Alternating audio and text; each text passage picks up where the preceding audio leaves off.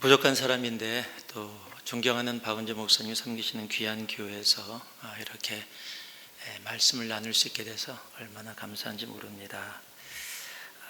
우리 목사님께서 산호세, 저희들은 지역 이름을 붙이지는 원래 않습니다. 그런데 어디 있는지 잘 몰라서 미국 북가주 샌프란시스코하고 산호세하고 약간 중간 지역에 있습니다. 저희 교회를 제가 이렇게 소개합니다. 교회가 어디 있습니까? 그러면 스탠포드 대학교하고 구글 가운데 있습니다. 이렇게 소개를 합니다. 그게 사실입니다. 구글은 한 10분 정도, 걸어서는 한 10분, 차로는 한 5분도 안 떨어져 있고요. 스탠포드는 한 15분, 20분 정도. 또 그게 저희 교회를 나타내는 모습이기도 합니다. 엔지니어가 한 3분의 2 정도 됩니다. 그리고 스탠포드가 있어서 박사들이 한 반 정도 됩니다. 저만 아닙니다. 그래서 저희 교회 분들이 가끔가다 농담으로 당신들끼리 저희 교회에서 파킹장, 주차장 섬기려면 박사학위 3개는 있어야 섬길 수 있다고. 좀 특수한 지역입니다. 아무래도 그곳에 애플, 구글, 트위터 이런 게 다 모여져 있으니까 인본주의가, 물질주의가, 만본주의가 아주 가득한 곳입니다. 그래서 하나님이 그곳에 7년 전에 보내주셔서 섬기다가 안식월을 좀 받았습니다. 한 4개월 받아서 마무리하려고 한국에 좀 잠깐 들어왔는데 이제 한 주 반 정도 남았습니다. 너무 아깝습니다. 이게 쉴 때는 왜 이렇게 빨리 가는지. 그래서 박은재 목사님이 당신 쉬신다고 와서 땜빵하라고 좀 부탁을 하셔서 순종하고 왔습니다. 오늘 시간을 통해서 좀 하나님의 마음이 우리 심령에 가득 차기를 소망합니다. 다시 잠깐 한번 기도 더 하겠습니다. 사랑의 아버지 하나님 감사드립니다. 오늘 부족한 제 입술을 통해서 선포되어지는 말씀이 이곳에 있는 주님이 사랑하는 귀한 주님의 자녀들의 심령 가운데 온전히 남게 하시고 예수의 이름만 이 예배를 통해 영광 받게 하옵소서. 예수님 이름으로 기도합니다. 아멘. 한 사람의 인생이 완전히 바뀌었습니다. 아니, 자신뿐만 아니라 자신의 자손까지 그 인생이 바뀌게 되어졌습니다. 오늘 함께 읽었던 말씀을 봐도 마지막 절에 보면 사무엘이 사울에게 이르되 왕이 망령되이 행하였도다. 왕이 왕의 하나님 여호와께서 왕에게 명하신 명령을 지키지 아니하였도다. 그리하였다면 여호와께서 왕과 왕의 자손이 이스라엘의 왕으로 영원토록 있게 하나님이 분명히 하셨을 것인데 그렇게 안 되었다라는 겁니다. 사울 왕은 자신이 먼저 제사를 지내게 됩니다. 여러분, 제사를 지내게 된데도 충분한 사울 왕으로는 이유가 있습니다. 오늘 세 번역으로 임금님이라고 읽어서 제가 사울 임금이라고 얘기해야 될까지 굉장히 망설이느라고 한 번도 그렇게 얘기해 본 적이 없어서요. 그냥 편하게 들어주셨으면 좋겠습니다. 왕이기 때문에 블레셋의 군대들이 쳐들어와서 그들을 지키러 나갔습니다. 왕으로서 당연히 자신의 백성을 지키러 나아갔는데 저게 너무 거대한 거예요. 도저히 이길 수 없는 상황입니다. 백성들이 겁을 먹고 군사들이 흩어지기 시작합니다. 그리고 또 한 가지가 있었는데 사무엘 선지자가 기다리라, 내가 가서 예배를 드려드리고 제사를 드리고 난 후에 너희가 가서 전쟁에 임해라 라고 명령을 했기 때문에 사무엘을 기다리는데 사무엘 선지자가 오지를 않습니다. 약속한 시간이 지나도 오지 않으니까 사울 왕 자신이 제사를 드리게 됩니다. 참 재밌는 사실은요, 우리가 기다리다 더 이상 기다릴 수 없을 것 같아서 어떤 일을 행하면 꼭 그 다음에 금방 기다렸던 것이 이루어져요. 오늘 말씀도 그렇습니다. 제사를 마치자마자 끝내자마자 사무엘 선지자가 왔다라고 성경은 기록합니다. 여러분, 인생에 우리의 삶 속에 지치고 힘들고 어려운 것들이 있습니다. 하나님께서 인내하라고 말씀하실 때가 분명히 있습니다. 더 이상 인내할 수 없을 것 같아서 포기하는 그 순간이 바로 후회하게 되는 순간입니다. 인내는 하나님이 이루어 주실 때까지 하는 겁니다. 그래서 정말로 하나님의 은혜가 여러분에게 임해서 인내되어지기를 주님의 이름으로 축복합니다.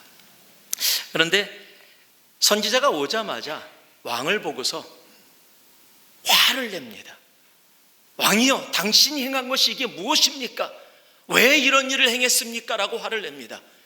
그 화를 들은 이 사울 왕도 좀 기분이 안 좋았을 것 같아요. 성경은 그런 마음을 표현해 놓지 않았지만은, 그래서 사무엘이 왕이여 당신이 행한 것이 무엇입니까? 라고 묻는데 사울 왕은 내가 왜 이것을 할 수밖에 없었는지 이유를 설명합니다. 여러분, 성경에 하나님께서 선지자들을 통해서 어떤 질문 형식으로 무엇을 물을 때는 질문이 아닐 때가 많습니다. 한번 이렇게 얘기해 볼까요? 남편이 또는 아버지가 회사 일을 하고 나서 굉장히 피곤한 몸으로 집에 들어갔습니다. 너무너무 피곤해서 옷을 벗어서 소파에 던져놓고, 지금은 요즘 젊은 사람들이 양복을 타이트하게 입어서 조금 다른데, 조금 연세 드신 분들은 양복을 좀 헐렁하게 많이 입었었습니다. 그래서 이 양복의 특징이 뭐냐면 혁띠를 풀으면 바지가 그대로 내려간다. 뭐 건들 필요도 없습니다. 혁띠 푸는 순간 그냥 내려갑니다. 그럼 발만 꺼내면 돼요. 그럼 그대로 남습니다. 그대로 놔둔 상태에 소파에 딱 앉아서 양말을 벗는데 한 손으로 벗게 되면 양말의 특징, 말린다. 동글동글 말립니다. 그럼 그걸 아무 데나 던져 놓습니다. 이제 그런 모습으로 쉬고 있는데 아내가 집에 딱 들어왔어요. 딱 왔더니 바지는 그대로 내려와 있지, 양말은 저쪽에 흩어져 있지, 웃옷은 막 이곳에 막 놓여 있지. 화가 납니다. 그래서 남편에게 얘기해. 여보, 이게 뭐예요? 그때 그거 양복인데 이러면은 큰일 납니다. 양복인지 모르는 게 아니죠. 이게 뭐예요? 라는 질문은 뭐예요? 내가 여러 번 당신에게 얘기했잖아요. 아무리 피곤해도 옷 좀 잘 벗어놓지, 양말 그렇게 벗으면 그 냄새나는 양말 누군가 펴갖고 빨래통에 넣어야 되는데 왜 그렇게 그런 일을 반복해요? 라는 의미가 담겨 있는 거죠. 여러분, 주님께서 지금 사울이 행하신 것을 몰라서 당신이 행한 것이 무엇입니까? 라고 사무엘을 통해서 물은 게 아니라는 거예요. 아무 존재도 아니던 당신을 이스라엘의 왕으로 세운 존재가 바로 나 여호와인 줄 당신이 기억하지 못하고 있느냐? 전쟁이 사람에게 속한 것이 아니라 하나님께 속해 있는 것임을 당신이 알지 못하는 것이냐라고 오히려 사울 왕에게 당신의 마음을 이야기하는 말이 바로 사무엘을 통해서 당신이 행한 것이 무엇입니까? 라는 말일 겁니다. 그런데 사울 왕은 자기 나름대로 이유를 가지고 그 변명을 합니다. 부득이하여 상황이 그렇게 되어져서, 그것을 우리들이 지금 보통 쓰는 말로 하면은 어쩔 수 없었습니다. 영어로는요, I felt compelled라고 돼 있어요. 내가 그렇게 할 수밖에 없도록 누군가, 그 상황이 나를 그렇게 밀었다라는 겁니다. 그러니까 내가 하려고 했던 게 아니라, 내 의도가 아니라 상황이 그렇게 되어질 수밖에 없었다라는 겁니다. 그것이 어쩔 수 없었습니다. 현실이 그랬습니다. 부득이하여 이런 상황일 수밖에 없었습니다라고 그렇게 사무엘에게 이야기를 하게 되는 겁니다. 그리고 그 어쩔 수 없었다라는 그 한마디가 그와 그의 자손들의 인생을 완전히 바꿔버립니다. 아니, 더 간단하게 이야기하면 하나님께 버림받는 시작이 되어집니다. 여러분, 인생 가운데 우리가 살아가면서 어쩔 수 없다라고 느껴지는 그런 순간들이 있습니다. 아니, 지금도 내가 처해진 상황, 내 건강의 문제, 내 물질의 문제, 또 가족들 안에 이루어지는 관계의 문제들, 또 회사에서의 일들, 내가 아무리 노력해도 어쩔 수 없는 것처럼 보여지는 그런 상황들이 있습니다. 아니, 더 넓게 보면 이 사회를 보며 이 나라를 보면서 정말 어쩔 수 없다라고 느껴지는 그런 상황들을 우리들은 접할 수밖에 없습니다. 그러나 기억할 수 있기를 바랍니다.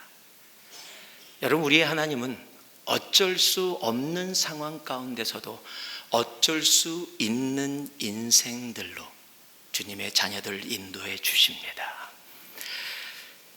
이때는 아멘이 나와야 되는데 원래요. 예. 박 목사님 잘 안 하시나요? 아멘을? 예. 압니다. 어쩔 수 있다라는 말이 한국말로 그렇게 쓰여지는 말이 아닌 걸 압니다. 그런데 제가 의도적으로 붙였습니다. 왜냐하면 예수 믿는 우리들은요, 예수를 주라고 고백하며 전능하신 나의 주 하나님이라는 그 찬송을 부르면서 나아가는, 예수를 믿는다고 주일날 이렇게 함께 모여서 예배를 드리고 있는 우리들은요, 어쩔 수 없는 인생 가운데서도 어쩔 수 있는 인생이 되어질 수 있다는 겁니다. 그렇다면 오늘 본문에서 내가 어떤 모습으로 살아가면, 어떤 모습 가운데 있을 때 어쩔 수 있는 인생이 되어질 수 있는가, 한번 따라해 주시기 바랍니다. 현실보다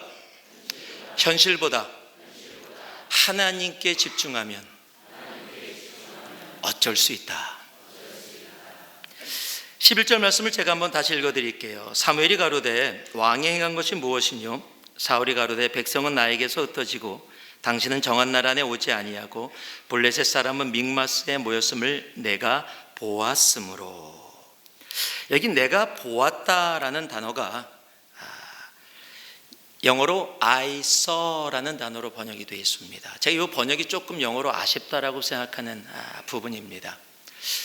한국말로 내가 보았다라고 이야기할 때는 그냥 보았다 이렇게 표현되지만, 영어로는 보았다라는 단어를 기본적으로 세 가지로 조금 따로 표현할 수가 있습니다.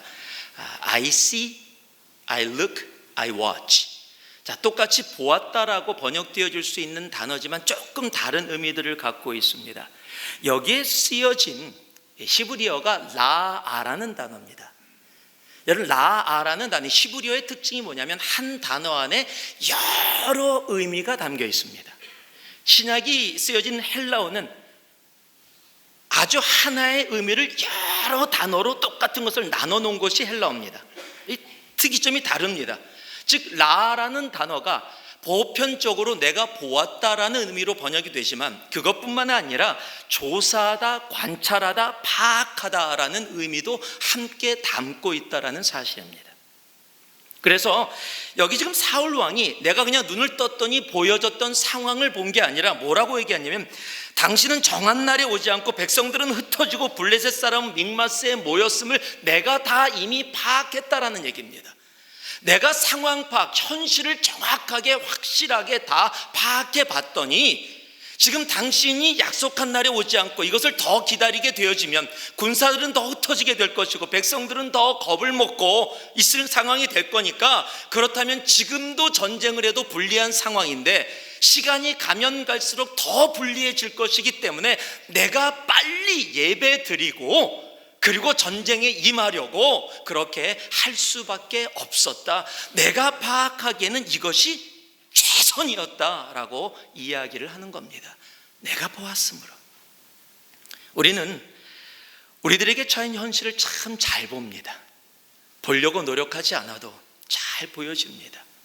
또 현실을 잘 보는 사람을 이 시대는 참 똑똑한 사람들이라고 이야기를 합니다. 한 청년이 있었습니다. 이 청년은 출장을 자주 다니는 그런 직장을 다니고 있었어요. 이 청년들의, 이 싱글들의 로망이 있습니다. 비행기를 탈 때 자신이 꿈꾸었던 여인이 자기 옆자리에 앉는 거. 그게 로망이에요. 그게 꿈이에요. 싱글들만 그렇습니다.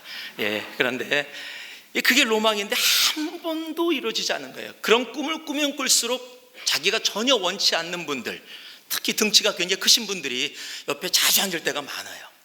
그런데 이게 웬일입니까? 거의 포기를 하고 이제 나는 안 된다라고 생각하는 어느 날, 아무 소망 없이 비행기를 탔는데 자기 자리를 확인하고 깜짝 놀랐어요. 옆자리에 자신이 지금까지 꿈꾸었던 여인의 상을 갖고 있는 아가씨가 앉아 있는 거예요. 너무 기뻤습니다. 이런 기회를 놓칠 수가 없다. 다짐을 하고 앉자마자 말을 걸기 시작하는데 아니나 다를까 예쁜 여자는 도도하다. 질문을 해도 그냥 네, 아니요, 그냥 너무 이렇게만 답을 하는 거예요. 어떻게 좀 이 기회를 놓치면 안 될 것 같은데, 그래서 한 가지 생각을, 아이디어를 보냅니다. 이러면 어떨까요? 원튼 원치 않든 우리가 함께 앉게 됐고 또 먼 여행을 함께 해야 되는데 이렇게 가면 좀 어색하잖아요. 이렇게 하면 어떨까요? 내가 질문을 하고 당신이 그 질문에 답을 맞히면 제가 100만 원을 드리겠습니다. 당신이 그 질문을 틀리면 저에게 1,000원만 주십시오. 또 당신이 질문을 해서 제가 맞히면 저에게 1,000원만 주십시오. 제가 틀리면 당신에게 100만 원을 드리겠습니다. 여자가 생각해 보니까 손해날 게 없어요. 좋다고 동의를 합니다. 남자도 너무 신났습니다. 퀴즈에는 자신이 있었습니다. 자신의 똑똑함도 알릴 수 있고 먼저 질문을 합니다. 지구에서 달까지의 거리가 얼마나 됩니까? 여자가 아무 생각 없이 지갑을 열더니 1,000원을 남자한테 줘요. 여기 1,000원 주실 분들 많으실 거예요. 이제 돈도 벌고 대화도 되어지고 남자가 너무 좋았습니다. 당신 차례입니다. 여자분에게 질문을 하라 그래요. 여자분이 질문을 합니다. 언덕을 올라갈 때는 다리가 3개인데 내려올 때는 4개인 것이 무엇입니까? 자기가 많은 퀴즈 질문들을 풀어봤지만 처음 듣는 질문이에요. 양해를 구하고 비행기에서 인터넷을 써서 막 설치를 해보는데도 답이 없어요. 너무 화가 났습니다. 못 맞춰서도 화가 났고 첫 번째 문제를, 그것도 자신이 똑똑함을 보여야 되는데 첫 번째 문제부터 걸리니까 너무 화가 났어요. 그래도 어떻게, 약속은 약속이니까 100만 원을 꺼내서 줬습니다. 주면서 물어봅니다. 대체 답이 뭡니까? 그랬더니 여자가 100만 원을 지갑에 딱 넣더니 1,000원짜리를 꺼내서 남자한테 다시 줘요.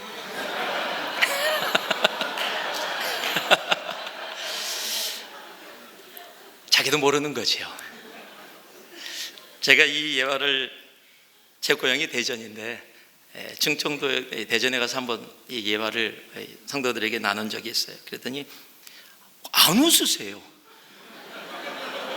정말 안 웃어요.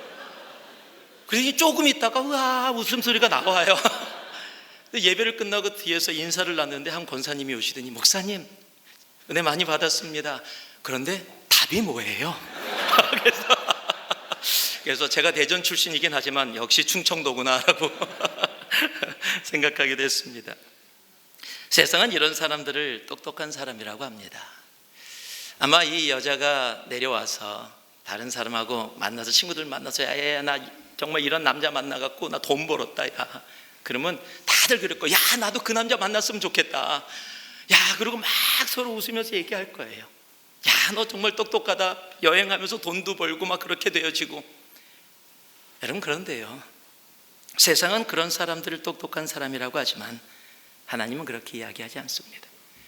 사울 왕은 자신이 처해진 현실을 정확하게 파악했습니다. 모든 것의 조사가 다 끝났었습니다. 근데 그가 한 가지 못한 것이 있습니다. 바로 하나님을 라아하지 못했다라는 사실입니다. 내가 지금 처해져 있는 현실이 어쩔 수 없는, 나의 힘으로 감당할 수 없는, 인간이 할 수 없는 상황이라 할지라도 그 전쟁이 내게 속한 것이 아니라 우리 하나님께 속해 있음을, 우리를 창조하시고 부족하단 나를 이스라엘의 왕으로 만드시고 흩어져 있던 민족을 한 나라로 만들어서 하나님의 백성으로 만드신 우리의 창조주 전능하신 하나님을 라하지 못하고 나에게 처하여 있던 현실만을 파악하고 라했다라는 사실이에요. 여러분, 전쟁은 하나님께 속해 있습니다. 우리의 삶에 어쩔 수 없다라고 느껴지는 모든 것들은 전부 다 하나님께서 어쩔 수 있으신 일입니다. 역대하 20장을 보면 전쟁이 하나님께 속해 있음을 우리들에게 확실하게 말씀해 주는 내용이 기록되어 있습니다. 모압과 암몬의 연합군이 유다를 공격합니다. 그때 이 유다의 왕이 여호사밧이라는 왕입니다. 너무도 큰 적이 몰려오니까 유다가 도저히 감당할 수 없어서 백성들에게 금식을 선포합니다. 그리고 여호사밧 왕은 여호와만을 바라보았다라고 성경에 기록하고 있습니다. 역대하 20장 15절 말씀을 보니까요, 야하시엘이 가로되 온 유다와 예루살렘 거민과 여호사밧 왕이여 들을지어다. 여호와께서 너에게 말씀하시기를 이 큰 무리로 인하여 두려워하거나 놀라지 말라. 이 전쟁이 너희에게 속한 것이 아니요 하나님께 속한 것이니라. 하나님께 속한 것이라고 이야기를 하기 전에 어떤 내용이 기록되어 있냐면 이 큰 무리로 인하여 두려워 말라. 그 얘기는 뭐예요? 큰 무리로 인하여 두려워하고 있었다라는 거예요. 이게 현실이에요. 큰 무리가 있어서 내가 두려워져서 왜 두려워요? 도저히 감당할 수 없는, 어쩔 수 없는 상황을 지금 대하고 있기 때문에 내 생명을 뺏길 수밖에 없는, 내가 사랑하는 내 가족이 생명을 잃을 수밖에 없는 어쩔 수 없는 상황이었기 때문에 두려워지는 거예요. 지금 내 앞에 있는 적이 너무 큰 거예요. 그런데 하나님이 이야기하시는 거예요. 이 전쟁은 너에게 속한 것이 아니라 나 여호와께 속한 것이다. 그러면서 뭐라고 이야기하시냐면요, 이들에게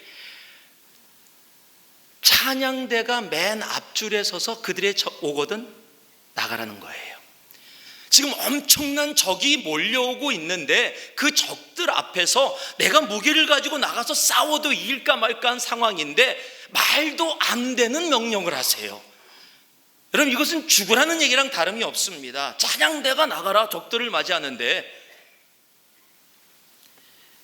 그것이 17절에 적혀 있는데요, 이 전쟁에는 너희가 쌓을 것이 없나니 항우를 이루고 서서 너희와 함께한 여호와가 구원하는 것을 보라. 이 보라라는 단어가 동일한 라라는 단어입니다. 그리고 어떤 결과가 이루어졌는지 아세요?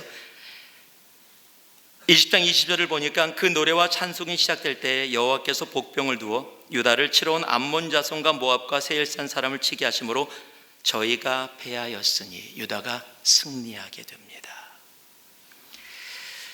말도 안 되는 상황. 여러분, 전쟁이 하나님께 속했다라는 것은요, 우리들의 이성과 우리들의 지식을 뛰어넘는 일입니다. 우리들이 파악할 때는, 우리들이 라할 때는 도저히 지금 내가 처한 현실에서 내가 어쩔 수 없는 상황이에요. 하나님의 명령도 이해가 안 갑니다. 아니, 노래 부르라니, 지금 적들이 밀려오는데 이건 말이 안 되는 일이에요. 그런데 하나님은 어쩔 수 없는 상황 가운데 순종하는 그들의 삶 가운데 어쩔 수 있는 인생이 되게 하십니다. 여러분, 우리는 예수를 믿는다고 하면서도요, 너무 세상을 잘 파악하고 세상의 모습으로 내가 모든 걸 파악하고 파악한 대로 생활하는 것이 지혜로운 일이라고 생각할 때가 참 많습니다. 아니요, 여러분, 어쩔 수 없는 상황 가운데서는 우리가 눈을 들어 내가 이해되지 않지만, 세상이 이해할 수 없지만 우리의 주님, 그리고 주님이 우리에게 명령하신 그 명령, 도저히 세상이 받아들일 수 없고 이해할 수 없는 그 명령일지라도 내가 주님을 나아하고 그 길에 서 있게 된다면 여러분, 어쩔 수 없는 인생 가운데서도 어쩔 수 있는 인생이 되어질 수 있습니다. 1980년도 말 90년대 초에 중국이 오픈되기 시작하면서 많은 목사님들이 중국 땅에 가서 귀한 사역들을 많이 하셨습니다. 저도 중국 땅에 가서 중국에 있는 목사님이라고는 하지만은 신학 과정을 거치지 않았고 뜨거운 열정과 믿음은 있으지만 신학적인 지식은 많이 없었던 그런 분들이 많으십니다. 그래서 미국에서도 한국에서도 많은 목사님들이 가셔서 그들에게 좋은 성경의 지혜와 지식들을 많이 나눴었습니다. 제가 아는 한 목사님이 이제 그 시간 함께 참여해서 한 4박 5일 정도 중국의 목사님들이 아마 이 본당의 한 6분의 1, 7분의 1 되는 조그만 공간에 정말 수백 명의 사람들이 의자도 없이 바닥에 앉아서 어깨를 마주대고 여름에 땀을 펄펄 흘리면서 말씀을 듣는데 자리에서 움직이지도 않고 그 자리에서 그냥 그 목사님이 전하시는 말씀을 그 통역을 통해서 하는데도 다 적으면서 땀을 뻘뻘 흘리면서도 적는 거예요. 그렇게 4일을 하고 나니까 목사님이 지쳤어요. 그 모습을 보면서 은혜를 받아서 너무 열심히 선포하시다 보니까 당신이 지쳐서 강의를 하다가 우리 한 30분만 쉬다가 여러분도 좀 쉬시고 많이 피곤하실 텐데 저도 잠시만 쉬다가 다시 하자고 그랬더니 그곳에 있었던 저는 다들 이제 쉴 줄 알고 그 목사님이 내려가시는데 한 사람이 쭉 올라오더니 앞에 있는 기타를 탁 매더래요. 그러더니 나중에 물어보니까 이렇게 얘기하더래요. 여러분, 우리 이 시간에 쉬는 것보다 함께 찬양합시다. 왜 찬양을 시작하더래요? 좀 쉬시지. 그리고 내려갔는데 이 중국 찬송가가 어떠냐면 지금의 현대 찬양이 아니라 한국과 같은 찬송가 스타일입니다. 찬송가의 특징이 리듬이 굉장히 심플합니다. 그리고 반복되어지는 그런 리듬이지요. 목사님이 설교를 오래 하시고 이제 막 사람들이 지겨워하는데 이제 설교를 마지막 찬송을 하고 우리 예배를 마치겠습니다. 그럼 사람들이 다 기뻐해요. 드디어 마지막 찬송이다. 그런데 찬송가를 딱 폈더니 5절짜리야. 그럼 화납니다. 좀 짧은 것도 많은데. 그런데 중국 찬송은 은혜를 받으면 가사를 계속 붙여요.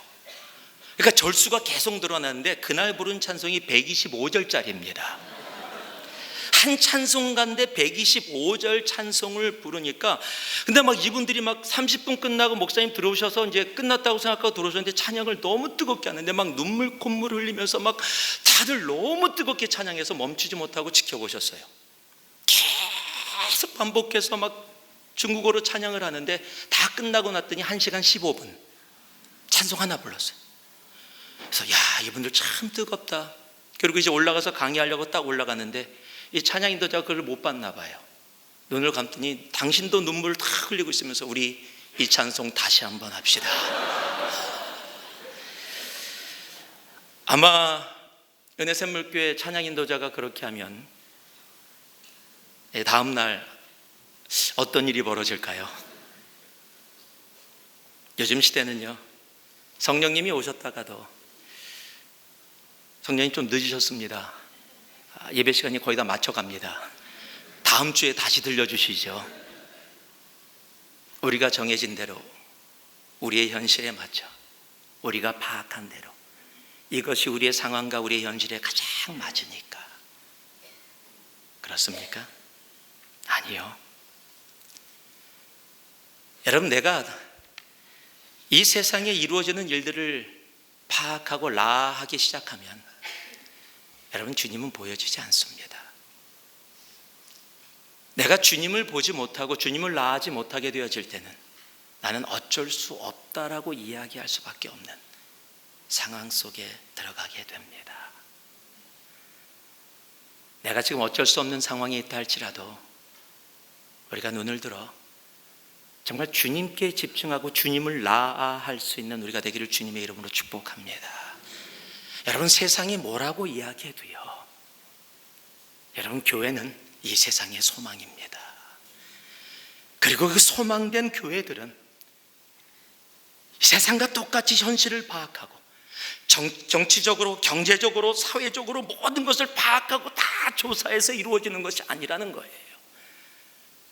우리는 우리의 주인 대신, 우리의 창조주 대신 우리를 위해 죽기까지 십자가에 달려 자신의 생명을 다 내어놓으신 그 예수 그리스도를 온전히 따라가는 것, 여러분, 그만을 바라보는 것, 믿음의 주에 온전케 하신 예수를 바라보기 시작할 때 여러분, 어쩔 수 없는 나의 인생들이, 나의 삶들이, 나의 가정이, 나의 교회가, 나의 사회가 어쩔 수 있는 인생으로 바뀌어지게 되어진다라는 겁니다. 어쩔 수 없는 상황 가운데서도 어쩔 수 있는 인생이 되기를 주님의 이름으로 축복합니다. 그리고 그러한 삶은 내가 눈을 들어 우리 주님을 온전히 라하기 시작할 때 하나님은 분명히 이루어 주십니다. 제가 12절 말씀을 읽어드리겠습니다. 이에 내가 이르기를 블레셋 사람은 나를 치러 길갈로 내려오겠거늘 내가 여호와께 은혜를 간구하지 못하였다 하여 부득이하여 어쩔 수 없어 번제를 드렸나이다. 자, 한번 따라해 주시기 바랍니다. 어쩔 수 없는 상황 속에서도 예배가 예배되어지면 어쩔 수 있습니다. 한 목사님이 교회를 개척하셨습니다. 개척교회 특징이 한 사람이 귀하다라는 거예요. 어떤 개척교회 목사님이 그러시더라고요. 설교를 할 때 자꾸 뒤에 문으로 눈이 간대요. 문이 열리는 것 같으면 한 사람이 또 들어오나? 그럴 정도로 개척교회는 언제나 간절하지요. 그런데 어느 정도 시간이 지났는데 어느 날부터 계속해서 새가족이 교회로 오기 시작하는 거예요. 교회도 그렇게 큰 길이 있지 않고 개척교회라 상가 속에 있기 때문에 보여지지도 않는데 너무 기뻤습니다.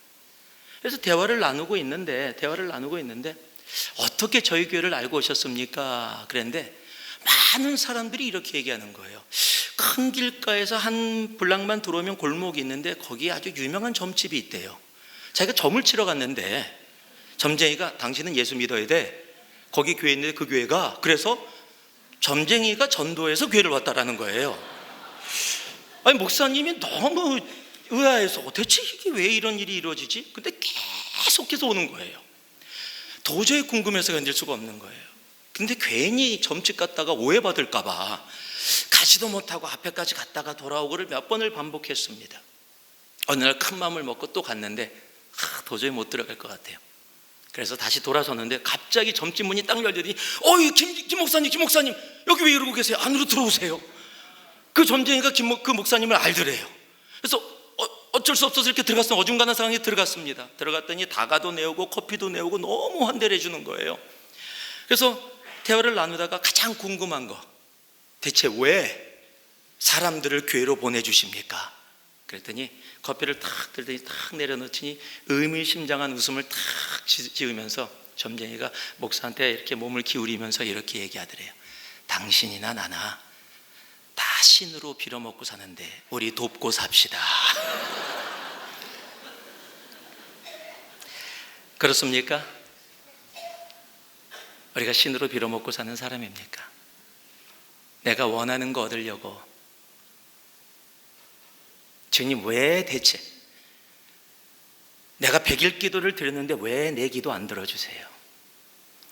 내가 교회 열심히 섬기고 11조 잘하고 교회 섬김 잘하고 주님 순종하면서 지금까지 왔는데 왜 하나님 내 자녀, 왜 내 직장, 내 회사, 왜 대체 하나님 내가 원하는 거 안 들어주세요? 혹시 우리 그렇게 이야기하고 있지는 않은가요? 내가 원하는 거 들어주지 않는다고. 나 열심히 했는데 하나님 내가 이 정도 했으면 give and take라도 이 정도는 나에게 해주셔야 되는 거 아니에요? 여러분 그런 모습으로 예배를 혹 참여하고 있지는 않은가요? 예배가 뭡니까? 하나님이 하나님 되심을 내 삶으로 인정하는 것이 예배입니다. 영원히 죽을 수밖에 없는 지옥을 향해서 달려나가던 나를 하나님이신 예수님이 십자가에 달려 죽으심으로 우리를 영원한 생명으로 옮겨주셨습니다. 여러분 영원히 죽을 수밖에 없는 저주받은 우리들을 영원한 생명의 축복의 존재로 옮겨주신 그 하나님이 우리의 아버지십니다. 그 아버지가 우리의 정말 하나님이시고 아버지심을 너무 감사하면서 일주일에 한 번 함께 공동체로 모여서 주님 앞에 하나님이 하나님이십니다. 나의 주인이십니다. 나의 창조주십니다. 나의 모든 것입니다. 나를 죽음에서 생명으로 옮겨주신 존재십니다를 인정하며 기쁨으로 축제로 나아가는 것이 바로 예배입니다. 그래서 예배는요 감격이 있어야 돼요. 예배는 정말 축제여야 합니다. 예배는 내가 이곳에 나와 예배를 보러 나오는 것이 아니라 하나님이 내 예배를 이 부족한 자임에도 불구하고 그럼에도 불구하고 받아주심, 그것에 감격해서 나아가는 것이 바로 예배여야 합니다. 그러나 또 하나 있습니다. 예배는 이렇게 모여있는 공동체 예배만이 예배는 아닙니다. 한번 따라해 보실래요? 예배와 예배 사이에 예배가 있다. 지난주에 예배 드리셨습니다. 믿음으로라는 제목으로 말씀을 들으셨어요. 그리고 이제 오늘 이곳에서 또 공동체로 예배를 드립니다. 그 사이에 예배가 있으셨습니까? 학교에서 가정에서, 일터에서, 지하철에서, 차 안에서, 내가 길거리를 걸으며 친구들과 만나 대화를 나누며 회사원들과 함께 회식을 하며 그곳에 하나님이 받으시는 예배가 있으셨습니까? 사울 왕은 내가 여호와께 은혜를 간구하지 못하여 부득이하여 예배를 드렸어요. 자신이 원하는 목적을 이루기 위해서 예배는 드려야 되겠고, 그러니까 부득이하여, 여러분 예배는 어쩔 수 없어 드려지는 게 아니라는 거예요. 예배는 감격해서 정말 주님의 그 은혜와 사랑 속에 드려지는 것이 예배입니다. 예배를 사모하며 주님이 찾으시는 예배자로 설 수 있는 은혜 샘물교회 성도들 되기를 주님의 이름으로 축복합니다. 이 세상을 살다 보면 어쩔 수 없는 상황들이 많이 있습니다. 제가 그런 경험이 하나 있어서 하나의 예를 나눠드리고 말씀을 마무리하려고 합니다. 제가 청년들 사역을 오래 했습니다. 청년들 사역을 오래 하다 보니까 자동적으로 주례를 좀 많이 하게 됐습니다. 그래서 특별한 주례들이 참 기억에 남는 주례들이 많아요. 피아노 반주가 없는 무반주의 결혼식, 신부가 입장을 하는데 아무 음악이 없이 신부 아버지하고 서로 들어오는, 제가 속으로 딴딴딴딴 이렇게 혼자 했던 막 이런 결혼식부터 시작해갖고 5시에, 오후 5시가 아닌 새벽 5시에 결혼식을 주례한 사람이 있으면 나와보라 그러세요. 아마 저밖에 없을 겁니다. 호주에서, 그것도 일본에서 선교할 때 했던 제자가 결혼식을 주례해달라고 해서 약속을 해서 거기까지 날아갔습니다. 5시래요. 당연히 오후 5시라고 생각했습니다. 그런데 갔더니 새벽 5시인 거예요. 대체 왜 새벽 5시에 이 결혼식을 준비했냐? 선라이즈, 이 태양이 떠오르는 것을 보면서 자신의 삶을 시작하겠다고 둘이. 그날 폭풍 왔어요. 지참지다. 비 내리고 폭풍 와서 결혼식장을 준비 안 됐죠. 바닷가에 위에 그 조그맣게 이렇게 지붕 있는 데서 추위에 떨며 결혼식 15분 만에 마쳤습니다. 뭐 그런 그러나 그런 결혼식보다도 제 마음속에 남는 결혼식이 있어요. 여의도에 결혼식장을 정하고 저를 강남 근처에 청담동이라는 거 불려지는 곳에 숙소를 마련해 줬어요. 그리고 결혼식이 5시인데 한국 결혼식의 특징이 보니까 5시, 6시 안에 마무리되고 6시 이후에 또 결혼식이 계속 이렇게 몇 개가 더 있더라고요. 그래서 1시간 안에 모든 순서가 마무리돼야 되더라고요.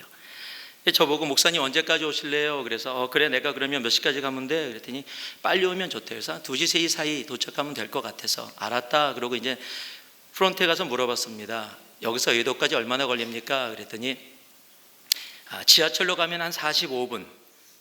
그 당시에는 지하철이 제대로 연결이 안 돼 있었습니다. 또 택시로 가도 트래픽이 안 걸리면 한 30분, 35분 걸린대요. 트래픽이 걸리면 그거는 잘 모르겠대요. 그래서 오케이, 길게 잡으면 1시간을 잡고 그러면 5시 결혼식이니까 한 3시 정도 떠나면 4시면 도착할 거고 1시간 준비하면 충분할 거다 생각했습니다. 그런데 이제 나와서 3시 정도 나와서 가려고 하는데 전화가 왔어요. 또 이 수원 쪽에 와 있던 제 제자가 하나 있는데, 전도사인데, 목사님 결혼식 주례하신다고 가신다 그러는데 자기가 지금 차 가지고 출발했대요. 목사님 기다리고 계시면 주소 주시면 제가 거기 가서 저를 데리고 가겠다고. 그래, 그러면 그렇게 와. 그리고 기다리고 있는데 짧게 얘기하면 안 오는 거예요. 그래서 연락을 했어요. 그랬더니 7km 남았대요. 그런데 7km는 미국에서 따지면 한 4마일 정도밖에 안 되고 1, 2분 안에, 5분 안에 올 수 있는 거리인데 또 30분이 지났는데도 안 와요. 이 트래픽이 보통이 아닌 거예요. 이 굉장히 많이 막혀진 겁니다. 이 한국을 몰랐던 거죠. 지금 시간을 봤더니 벌써 4시 15분이에요. 지금 결혼식장에서 계속 전화가 옵니다. 왜 안 오냐고. 금방 갈게. 그러고 나와서 택시를 탔어요.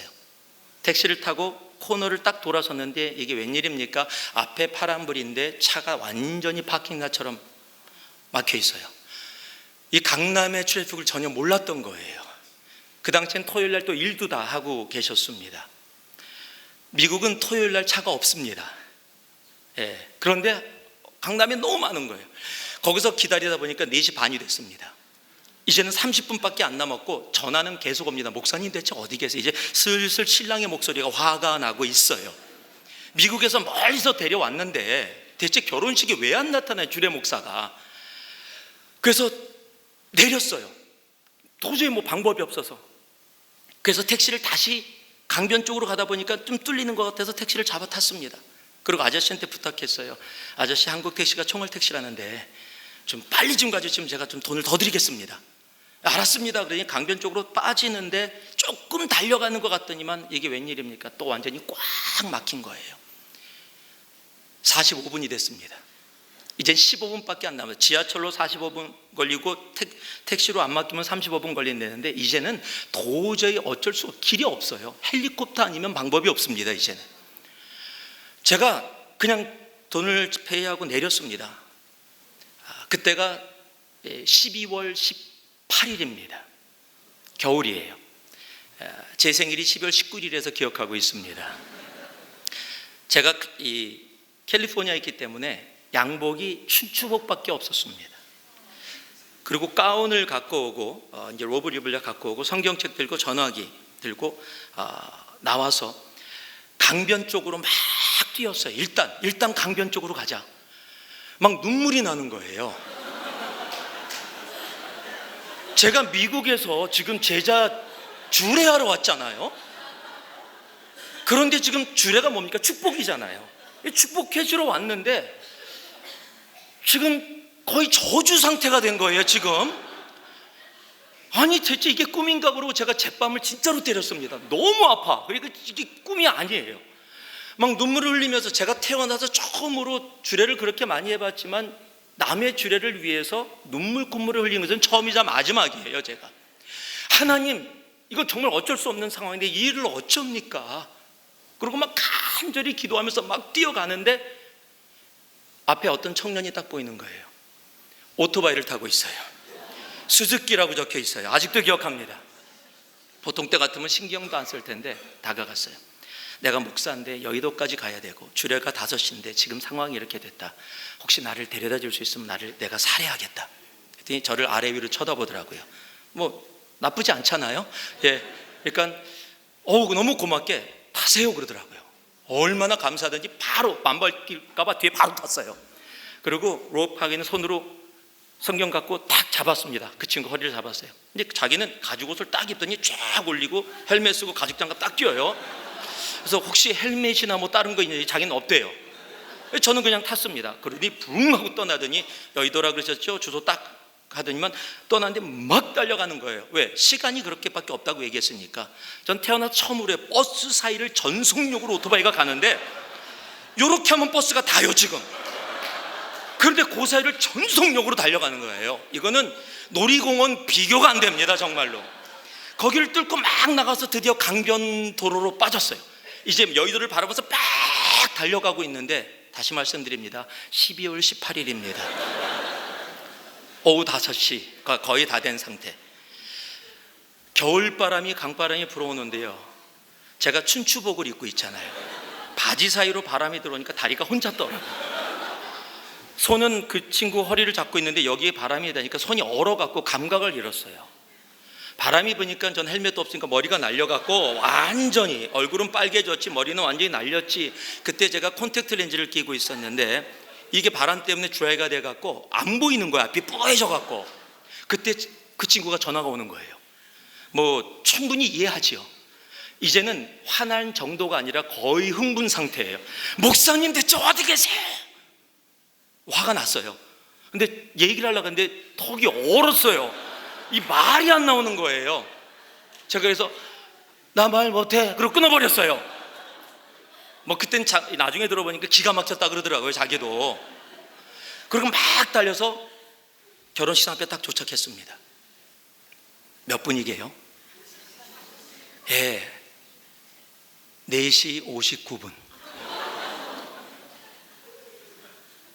뭐 제가 내려갖고서 살해하겠다 그러니까 괜찮다고 들어가라고.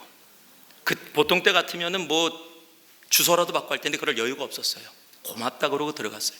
저는 하나님이 예비한 천사라고 생각을 해요. 예, 지금도 그 친구 누군지 몰라요. 수줍기만 기억나요. 예, 들어갔어요. 딱 들어갔더니 신랑 신부가 앞에 서서 하얘갖고 이러고 있어요. 더군다나 제 모습을 딱 이렇게 하고 완전히 들어간 딱 저를 보더니 막 놀래갖고 나중에 설명해 줄게 그러고 화장실 가서 정리하고 했더니 지키는 사람이 있더라고요. 저를 데리고 안으로 들어가요. 주례 목사냐고 그래서 뒤로 갔습니다. 이제 뒤쪽으로 해서 들어와서 이런 강당 앞에 섰어요. 뭐 사람들은 모르시죠. 이제 결혼식을 시작하겠습니다.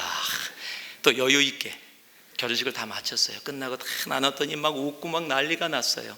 그 친구가 목사님 이 예화 어디든지 사용하세요. 예, 자신들도 좋아요. 그래서 그리고 너무너무 아름답게 끝나서 너무 감사하다고. 제가 거기서 깨달은 진리가 하나 있습니다. 한번 따라해 보세요. 어쩔 수 없는 상황 속에서도 하나님만을 나아하면 오토바이 탄다.